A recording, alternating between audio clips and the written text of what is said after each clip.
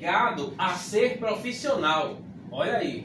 E durante os períodos chuvosos, por exemplo, tem por principal objetivo aumentar constantemente sua produtividade e melhorar significativamente, né, qualidade genética dos seus enxames com seleção aplicada, segundo um cronograma e orientação técnica aplicada. Então, se você quer fazer com que o seu produto, o seu negócio, o seu apiário seja um apiário produtivo, você precisa ter uma cronologia de trabalho.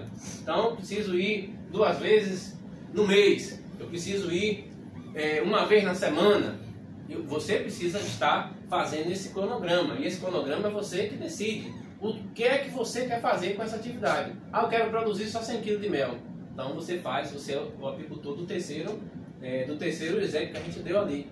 Então, mas se você quer ser o primeiro, né, o segundo, o primeiro e o segundo, você precisa ter o gerenciamento do seu negócio. Eu preciso gerenciar as minhas idas. Por exemplo, na JARP a gente tem uma cronologia de trabalho, aonde a gente sabe a colmeia 1, a colmeia 2, a colmeia 3, a colmeia 4, o que a colmeia 1 produziu, o que a colmeia 2 produziu, o que a colmeia 3 produziu, se foi dividida, se é mãe, se é filha, se é avó, se é neta. Ou seja, por que isso? Porque a gente está fazendo a base para um trabalho e para uma produtividade que dentro de mais ou menos 2 anos a gente vai ultrapassar as 500 colmeias. Então, se a gente precisa não apenas ultrapassar ou crescer em número e quantidade, a gente também precisa crescer em qualidade dos nossos enxames. Então, tudo isso é somado ao manejo integrado, qualidade com crescimento, né, planejado. 3.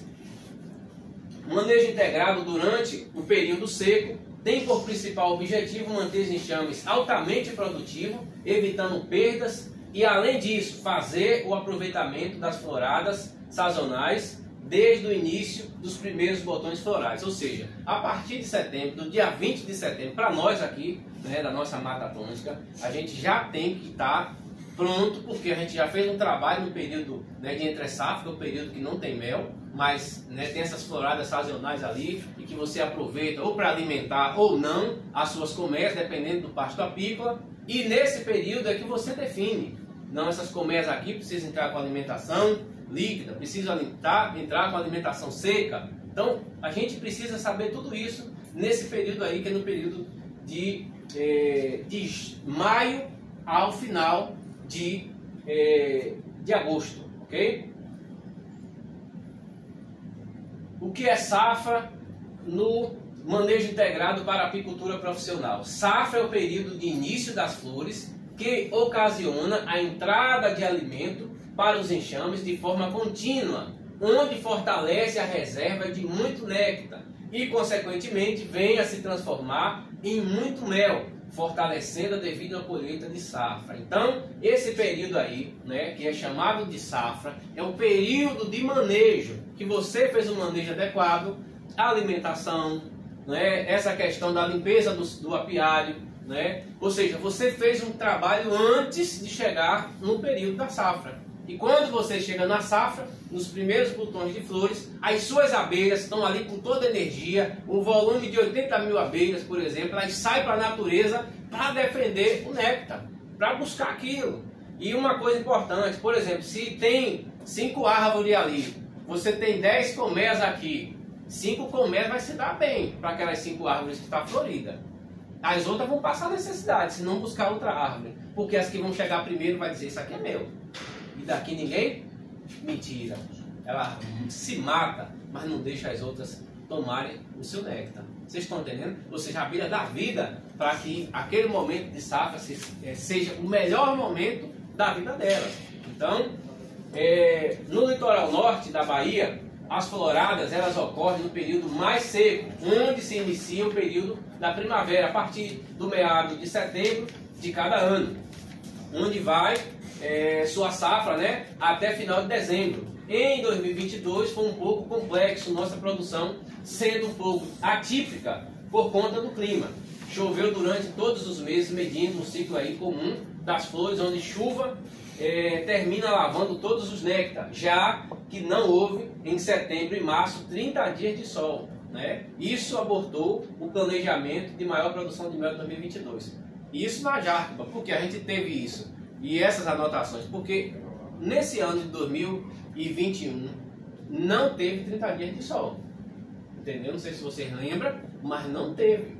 E quando chove bastante, num período que era para ser um período seco, de bastante néctar, né, flores e néctar, a gente perde com isso. Ou seja, a nossa produção também está aliada também ao clima. Então, quando há um clima desse atípico, né, já o segundo ano que ocorre isso, torcemos que 2022 agora para 2023 não ocorra isso, né, para que a gente, né, faça a nossa parte aí, né, e tenha uma colheita assim bastante rica. Termina a gente tendo, por exemplo, a gente ia produzir 600 quilos, você só produz 300. Você ia produzir 1.500 quilos, 2.000, 3.000 quilos, você produz metade, quer dizer, o resto a chuva levou. E isso é ruim para o apicultor, porque você colocou seu tempo, você sabe, mas é a natureza. Aí entra o outro lado de compreensão que a natureza não depende do apicultor, depende de Deus. Foi até um ponto que a gente conversou com o pessoal que a gente foi visitar o meliponário. Quando a gente sai dessa linha mais rústica do dia a dia e vai para uma escala mais comercial, mais industrial, posso assim dizer, a gente tem como estar entrando com alimentação artificial em alguns momentos, tá? E até em momentos que, como você falou, foi atípico, são novas possibilidades da gente não só se programar para ajudar naquele período de chuva do segundo semestre, mas que talvez tenha uma necessidade da gente se adaptar ao momento que a natureza está vivendo. Talvez em fevereiro e março a gente vai ter que colocar alimentação. Então, assim, a gente não pode ficar esperando para se lamentar que choveu ou não. Se a gente está desenvolvendo isso como atividade profissional, a gente tem que se adaptar àquilo ali. Choveu, muda o planejamento. Claro que tem técnica, tudo, mas é o modo que eu vejo. A gente não pode só, choveu, acabou, não. A gente tem que se adaptar. Se choveu, como é a metodologia que a gente trabalha com chuva, com frio, com vento, e aí é mudar o jeito da gente trabalhar. Eu acho que é isso que a gente tem que se adaptar também.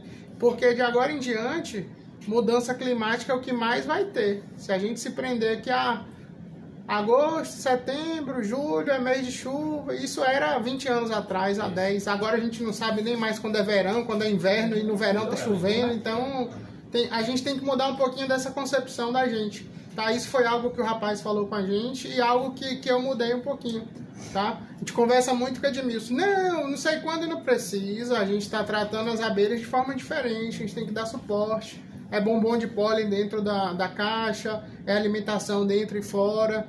Então, a partir do momento que deixa de ser natural, como está na natureza, e passa a ser uma escala comercial, a gente tem que fazer um investimento. O investimento não está só na roupa, não, está no suporte ao animal. Então, se a gente ficar só lamentando, a gente não produz, tem que dar suporte. Não, por isso que é importante essa idas no apiário, o apicultor, semanal ou no máximo quinzenal. Porque ali você vai estar vendo as necessidades daquela colmeia. Porque às vezes a gente tem flores ali naquele momento, mas se ocorreu um ciclo atípico e aquelas flores aproveitou por conta desse clima e a florada era para ser a partir do dia 20 de setembro, ela fez antes, que é o caso de muitas plantas lá no apiário. E aí, entendeu? Ou seja, ela vai começar esse ciclo de reprodução no mês seguinte, ou seja, lá para outubro, algo que a gente estava esperando, em setembro ela vai, sabe, puxar para lá. E teve plantas esse 2021, 22 agora, que floresceu no período 2 vezes. Era para florescer uma vez só, floresceram 2 vezes. Entendeu? Então, assim, é algo atípico. E aí o apicultor profissional ele precisa estar atento a tudo isso. Entendeu? A toda essa questão de elevação do clima. Essa fala de você é muito importante nisso, quando se passa a ter uma escala de comercialização. Sim. Por quê? Porque o que a gente percebeu é que muitos apicultores, ele fica tanto preso o tempo e tanto preso às empresas, né? A gente tem esse dilema agora que as empresas estão plantando os eucalipto, né? De ele não flora, porque é um eucalipto para ele ser tirado mais rápido. E teve casa de mel, que isso é bom para a gente também se atentar, que ficou parada porque não teve produção de mel. Eu fui para uma feira que um rapaz disse, eu teve apicultor que não, nessa safra passada, não tirou nem 3 quilos de mel. Eles não tiveram. Por quê? Porque eles ficaram presos a tempo, a empresa, sabe? E o nosso formato é uma escala de produção. Então a gente tem que estar sempre, se tem que alimentar, a gente vai alimentar. É indispensável de florada, de tempo, né? Outra coisa, a gente se preocupou com o animal e com o clima. Você já pensou em alguma vez adubar aquela planta que dá suporte ao seu apiário? Não é só alimentar a planta, o animal. A planta que dá suporte ao animal, às vezes você tem que perceber a deficiência da planta. Não teve florada porque foi só água? Não, às vezes está com alguma praga na planta. Então, assim, aí começa a entrar o lado, a biologia, o estudo, não é só a abelha em si. Então, é a importância do ecossistema, tá? Isso tudo, gente, é curiosidade, coisa que a gente tem que começar a aprender. Se a gente... flora tá tudo junto. Então, às vezes, você está preocupado com a chuva, está esquecendo de alimentar a sua abelha, e aí que o investimento é alto, não é barato. O saco de milho a gente sabe quanto é que está hoje em dia, que eu aprendi hoje que eu não sabia. A gente sabe quanto é que está o quilo de açúcar, o gás que tem que fazer os da meliponas, e às vezes a gente tem que estar preocupando só com o bicho. E a planta que está ali do lado, que é algo barato, que às vezes você compra um saco de adubo que custa tanto e você pode ajudar a planta a melhorar, e está faltando isso. Talvez é outro ponto também que a gente tem que começar a estudar, aflorado, como a gente pode ajudar as plantas do local. Pronto. Tem um relato de doutorado de um professor, eu até esqueci, Odélio, que ele fala muito, ele era lá do Cariri, um sertão terrível, onde... no período nosso aqui a gente não tem esse tipo de escassez que a gente chega no verão e não tem nenhuma folha nas árvores. Aqui no nosso litoral, graças a Deus, não é assim, né? Nessa parte aqui. Já lá, as folhas, como em alguma cidade aí, Tucano, por exemplo, as folhas caem todas, fica praticamente uma árvore morta, né? Então lá, o que foi que ele fez? Ele pega a água no carro-pipa, coloca em um determinado local e ele vai controlando a dose diária daquela água, aliás, daquela árvore, as árvores principais, né, que faz esse papel de florescimento, e no período de escassez, que era para a árvore estar com a folha, né, seca lá, morta, entre aspas, tá lá verdinha, frutificando. Entendeu? Então isso é algo assim importante, porque ele conseguiu mudar a forma de manejo dele, né? E aumentar também a produtividade, porque em vez de ele estar tendo problema com muitas colmeias ali, no período de escassez ele teve uma certa qualidade, controlou mais, controlou essa questão da mortandade das abelhas, conseguiu ter enxames ali no nível médio, bom, e quando chega no período que ali é muito rápido, ele já está com uma abelha ali, com uma quantidade de abelha na colmeia já em um nível alto. Então assim ele conseguiu, né, superar a dificuldade lá desse verão tão seco dele lá. Está entre safra. Exatamente. Onde atinge um preço melhor. Né? Isso. Vamos para esse aqui agora, profissionalização do MAP e manejo integrado de forma profissional no planejamento do apicultor. Durante a entre-safra, manejo integrado, manejo apícola de produção planejada em processo, resultados alcançados na prática, que foi mais ou menos o que Igor falou. Então, se eu preciso atingir cada resultado desse aí, seja no manejo integrado, seja no MAP, né, que é outro tipo de trabalho que a gente desenvolve, então preciso estar ligado em cada situação que acontece no meu apiário. Eu tenho que ir no apiário toda semana ou a cada 15 dias, então preciso estar observando todos esses fatores, clima, tudo. Por quê? Vai influenciar lá no final na sua produção de mel. Então se você quer produzir, por exemplo, você produziu 300 kg, você quer ficar todo ano produzindo 300 kg? Não. Primeiro que você fez uma multiplicação de enxame, você tinha 10, produziu 20 enxames. E agora você espera, nesses 20 enxames, produzir 600 kg, não é verdade? Por quê? Com 600 kg, o valor, né, condicionante financeiramente vai te ajudar. E, consequentemente, no período de entre-safra, você vai pegar 20 enxames e vai fazer 40 enxames. E assim sucessivamente, ou seja, a cada tempo que vai passando, o apicultor profissional, ele vai intercalando esse manejo de crescimento. Por quê? O que é que nós indicamos hoje? Não adianta você que vai iniciar na atividade da apicultura pegar e ter 20 caixas. Você vai ter problema. Então você adquire 5 colmeias, vai fazendo manejo desse ano. O ano que vem você dobra para mais 5, divide para 5, se der, coloca mais 5, faz 15. Então você vai sentindo o potencial apícola, vai aprendendo mais e vai fazendo, porque você não pode errar. Então o apicultor, pessoal, ele não pode errar, porque erro para ele é prejuízo. Estamos no agronegócio, então prejuízo no agronegócio deixa o produtor com a mão na cabeça. Então a gente é a mesma coisa, por quê? Eu dependo 100% da apicultura, então eu preciso fazer as coisas corretas na apicultura, ter essa questão do estudo. Por isso que o apicultor e o meliponicultor, ele é um estudante permanente da apicultura, do mundo das abelhas. Precisa estar ali o tempo todo aprendendo. Eu estou em casa, estou aprendendo. Eu estou em casa, estou vendo um vídeo de alguém, estou vendo algo, né, de especialista, estou aprendendo algo, estou estudando, estou sempre em curso, estou sempre investindo em capacidade, em gestão, para que a cada dia a gente consiga produzir mais, porque o meu resultado, nós compreendemos assim, vai ser o resultado da nossa equipe, dos nossos sócios, das pessoas que estão ali na apicultura. Então, o que a gente quer chegar até 2024?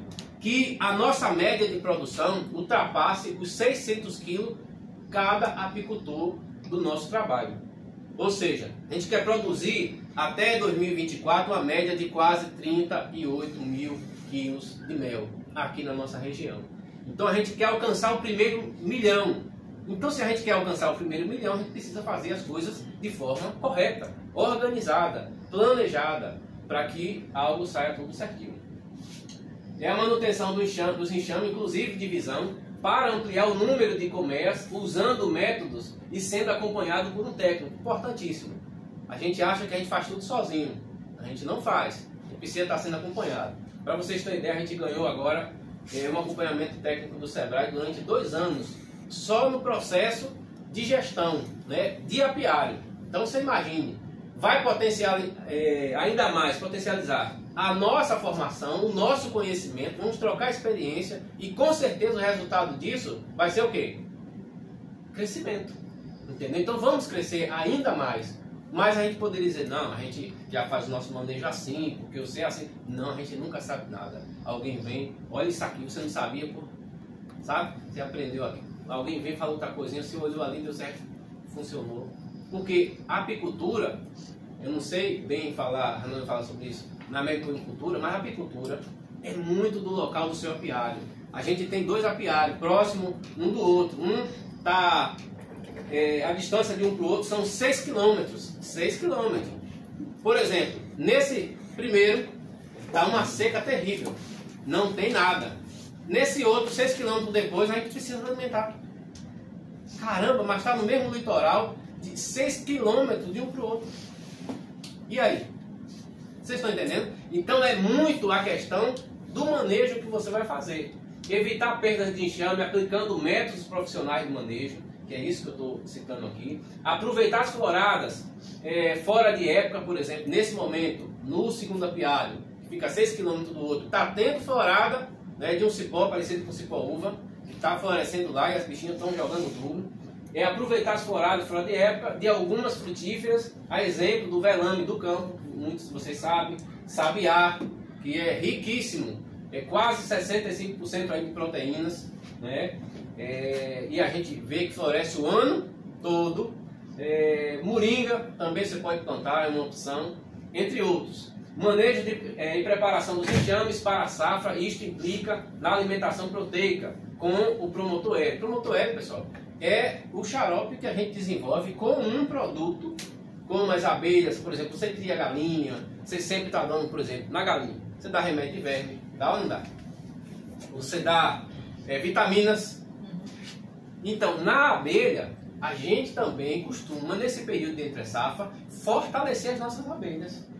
Como a gente fortalece as nossas abelhas? Entrando com o promotor hélio, que é o energético necessário para que essas abelhas ela comece a ter mais força, né, a produzir mais, né, no sentido de energia mesmo, ali na colmeia, seja mais defensiva, que é a questão da agressividade. Os meus apiários, no caso, as minhas abelhas, as minhas colmeias, todas são agressivas. Não tem abelha mansa, eu não gosto de abelha mansa. A abelha já tem que me responder na entrada do apiário. Isso é abelha, ok? Por quê? Se a gente quer produzir mel, a gente não está preocupado com defensibilidade da abelha. Ou seja, quanto mais para a gente melhor. Ah, eu estou lá, mas a abelha vem. Essa que é a abelha boa. Por quê? Você vai proteger o ladrão, o meleiro, quando for lá. Dependendo se ele for mexer, ele vai se dar mal. ele vai sair melado, entendeu? Porque ela não vai dar sossego um segundo, de noite, a hora que for. Quando ela vê uma luzinha, só se ele for apagado, mas se ele for com luz, ele vai sair de lá desapagado, né? Manejo de preparação dos enxames para a safra seguinte, né? Isto implica na alimentação proteica com promotor aéreo, que são os suplementos vitamínicos, os quais será responsável para que enxames fortes cheguem na florada com muito gás, aumentando a produção do apicultor e, consequentemente, a vida da colmeia e prosperidade ao apicultor. Então, se você está investindo, você está, sabe, investindo em conhecimento, investindo em seu tempo. Por quê? Um apicultor anualmente sem gasto de combustível, não está entrando o investimento do combustível. Um apicultor custa R$220 para você ir no apiário. Só você ir, vai lá. Se você for uma semana, aliás, quinzenalmente, esse cálculo está para quinzena, é 220. Se você for 2 vezes, se você for semanal, isso dobra, vai para R$440. Aí se você colocar combustível, dependendo da distância do apiário, isso dobra. Então, eu não posso brincar de ser apicultor, nem de ter apiário. Está tendo investimento. O meu tempo é investimento. Ok? Se as abelhas não perdem tempo, por que você que cuida das abelhas vai perder tempo? Não pode. É ou não é? Manejo apícola de produção. Trabalhando para aumentar a produção. Isso aqui é uma foto minha, né? Vocês observam aqui, ó, que aqui tem um ninho. Isso aqui é o quê?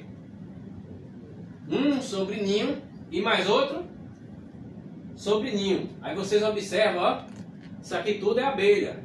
Ó, por que a gente fez isso aqui? Esse enxame é um dos mais potentes que a gente tem lá, né? Também. E aí o que acontece? Eu tive que colocar nesse enxame aqui esses 2 sobrinhos. E esses 2 sobrinhos, hoje estamos em um período de entre-safra. Hoje eu estou lá, nessa colmeia, aliás, em outra colmeia, que fez o mesmo tipo de manejo. Eu estou com um ninho desse aqui, a base. Estou com um sobrinho, mais outro sobrinho e mais uma melgueira. O que é que eu estou fazendo? Eu estou gerando, multiplicando abelhas, trocando cera e elas subindo. Ou seja, quando chegar em agosto, essa primeira colmeia aqui eu vou fazer a filha. Quando chegar a partir do dia 25 a 28 de agosto, eu pego essa daqui e faço mais outra filha. Ou seja, não precisei fazer muito. O enxame forte faz isso. Faz você multiplicar de 1. Na safra seguinte você faz 2. Ou seja, de 1 ganha 2. Está dando para vocês compreenderem um pouquinho? Ele faz automaticamente, sem você manusear? Sim, não, tem que estar manejo. O manejo é fundamental. Quando eu não vou, a Alisson vai. Né? Quando, às vezes vai nós dois juntos. Não tem problema. Então, ali tá a Alisson e a mãe dele, né? Olha isso, só na Apis ela também tem enxameação. Se você não fizer a divisão, você perdeu para a natureza, teoricamente? Pronto, a enxameação, esse é um caso muito atípico no seguinte. Quando você faz um manejo, você não tem enxameação para abelhas. Alisson é prova disso, que está no mesmo apiário que eu, né? As caixas nossas praticamente estão casadas, né, Alisson? Juntas. A gente faz manejo. Quando foi que teve enxameação no teu apiário? Se você começa. Há 2 anos, né? Há 2 anos. Então, por isso a necessidade da gente investir em manejo técnico, né? De abelhas, de enxame. A gente começa a conhecer o nosso enxame. E a abelha só faz enxameação quando é uma abelha enxameadeira, abelha ruim. Rainha ruim, né? Melhor dizendo, traduzindo. Rainha ruim, então ela vai enxamear. Ela vai querer espaço. Mas quando você está fazendo manejo de produção, a sua abelha não faz enxameação, pessoal. Por quê? Você está sempre ali dando trabalho para ela. Se você pegar, pode ser boa, mas se você pega ela e deixa ela só com o ninho, claro, ela vai querer espaço. Você não tem espaço. Ela vai fazer o quê? Vai puxar uma nova realdeira e vai embora.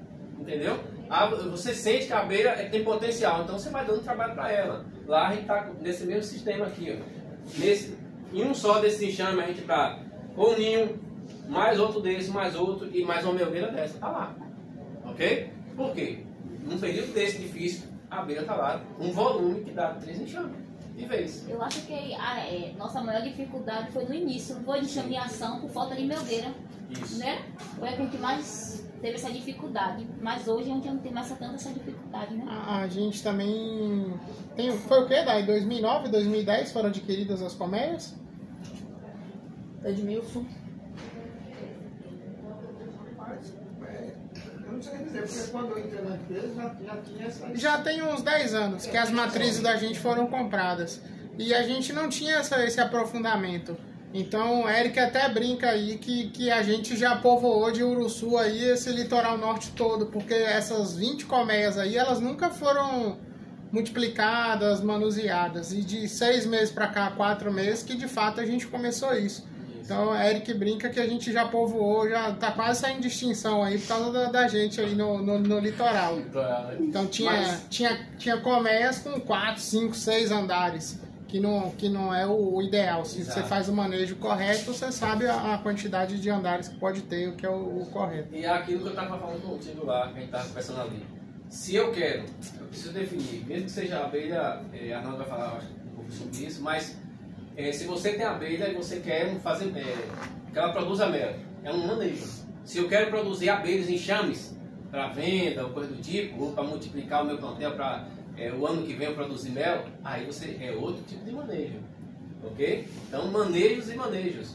Produção de mel é um manejo, produção de enxame é outro manejo. Se você vai produzir enxame, você não vai estar preocupado com mel. Então, se você vai produzir mel, você vai se preocupar, sabe, com a venda das coisas, porque você quer produzir mel. E o professor Rogério, que está nos acompanhando também, ele estava falando que um estudo em 92, não foi que ele fez, aqui na região de Baxios e no nosso litoral norte, e ele fez estudos aqui, as Uruçu dele, que ele produzia mel de Uruçu, e na sua maioria, chegou a produzir de 9 a 10 quilos de mel.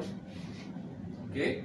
Então isso aqui já é um dado histórico que o nosso local tem potencial para chegar a esse nível, ok? De produção, para quem vai produzir mel. Fizemos um estudo lá de 92, claro que mudou muita coisa em nosso ambiente, né? Mais clima e por aí vai. Mas eu acho que se faz um trabalho adequado, focalizando produção de abelha, com produção de mel, vai atingir. O rapaz que a gente visitou lá, ele falou que o pessoal do sul da Bahia, e ele é uma dessas pessoas, está começando a migrar para vir morar aqui no litoral norte, para montar meliponários, por causa do clima, que é extremamente propício à produção e à multiplicação de meliponas. Então ele falou, eu sou uma dessas pessoas que eu abandonei o sul do estado e estou vindo para o litoral, que aqui é um local propício para a produção. Então é isso aí. Então, é basicamente isso. Manejo, vamos entender como funciona o manejo integrado na apicultura e, consequentemente, na meliponicultura, né? Só que um apanhado aqui. A atividade apícola, quando desenvolvida com o objetivo de gerar renda, dinheiro, deve ser vista administrada, e administrada como empresa. Então, a minha atividade, sou apicultor, a minha atividade, os meus apiários, é uma empresa, é um negócio. Então, o apicultor precisa ter essa visão, que o seu apiário é um negócio, é uma empresa sua, e que precisa trazer resultado. Qual empresa que resiste com fechando sempre no vermelho? Nenhuma, não é verdade? Então, se o apiário é um negócio, eu sou um empreendedor, estou investindo nesse negócio, então esse negócio precisa trazer resultado. E é o que nós já vemos hoje no trabalho da Jacma, já são os resultados, ok? Do bom manejo, da forma de como a gente tem feito o trabalho relacionado à apicultura. Por quê? Precisa haver gerenciamento das despesas e receitas, a exemplo, combustível, diária do apicultor e de seus ajudantes, por exemplo, caso você vá com a esposa, vá com o filho, vá, sabe, com um amigo, tudo isso entra em conta. Ah, estou indo com meu amigo está ajudando. Sim, mas seu amigo também precisa viver. Então, é uma diária para ele. Ah, não vou pagar, está indo de graça. Mas lembre-se que tem alguém que está investindo, você está investindo. Então, precisa entrar também como custo da sua produção. Ok? Por isso que o mel do apicultor, ele precisa ser valorizado pelo apicultor. Eu não posso pegar um quilo de mel e vender a R$20. Por quê? Não está pagando para que eu vá fazer o manejo. Não está pagando nem as minhas idas no apiário. Ok? Então, por isso que o mel precisa ser valorizado, o mercado desse produto, além de que ele está em outro patamar entre a agricultura. Eu estou em outro patamar, sou agronegócio, então tenho que pensar como agronegócio, como algo maior. Cada colmeia é uma prestadora de serviço de polinização, ou mesmo uma fábrica de produtos e derivados apícolas. Exemplo, produz mel, pólen, própolis, cera, geleia real, apitoxina, que é o veneno das abelhas, e a formação planejadas de novos enxames. Então, preciso saber o que é que eu estou fazendo, porque essa empresa, né, que a gente falou no item 1, essa empresa está ali, é um apiário, e esse apiário precisa saber o que é que eu vou produzir. Eu vou produzir no período de safra, eu vou produzir mel, no período de entre safra, eu vou produzir própolis verde, é R$800 o quilo. Então, eu preciso saber o que é que eu vou produzir.